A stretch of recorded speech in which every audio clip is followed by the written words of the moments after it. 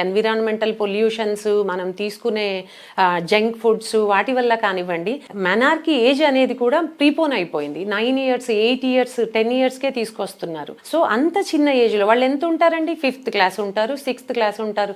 వాళ్లకు అంత ఏం చేయాలి ఏంటి అనేది క్లారిటీ రాదు కాబట్టి మనం వాళ్లకు ఇలా ఉంటుంది సైకిల్, ఇంబ్యాలెన్స్ అంటే ఇలా ఉంటుంది అనేది క్లియర్గా ఎక్స్ప్లెయిన్ చేయొచ్చు. తల్లులు ఏం కంగారు పడిపోతారంటే, ఇప్పుడు ఒక పాప మెచ్యూర్ అయింది అనుకోండి, తర్వాత మళ్ళీ ఒక 6 months తర్వాత పీరియడ్ వస్తుంది, 1 year తర్వాత వస్తుంది, మా పాపకు రెగ్యులర్ సైకిల్స్ రావట్లేదు, లేకపోతే హెవీ బ్లీడింగ్ అవుతుంది, ఇలా కంగారు పడిపోయి వస్తారు.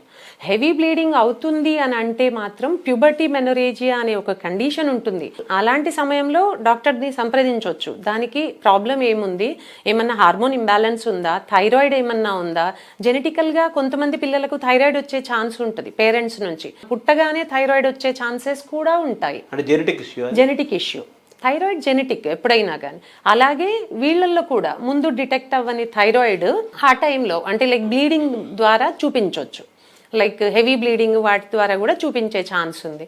సో అదొకసారి రూల్ అవుట్ చేసుకుంటాము. స్కాన్ చేసుకొని ఏమన్నా పీసీఓడి ప్రాబ్లం ఉందా, పీసీఓడి అంటే పాలీసిస్టిక్ ఓవేరియన్ డిసీజ్ అనేది ఒకటి ఉంటుంది. దానిలో ఏం లేదు, జస్ట్ సిస్ట్లు అనేవి మల్టిపుల్ సిస్ట్లు ఫామ్ అవుతాయి ఓవరీలో. వాళ్లకు ఈ బ్లీడింగ్ ప్రాబ్లమ్స్ వచ్చే ఛాన్స్ ఉంటాయి. హెవీ బ్లీడింగ్ లాగాను రావచ్చు, ఇర్రెగ్యులర్ సైకిల్ లాగాను రావచ్చు, లేదంటే బ్లీడింగ్ చాలా తక్కువ ఫ్లో అవుతుంది అన్న ఏ విధంగానైనా వాళ్ళు డాక్టర్ని సంప్రదిస్తారు.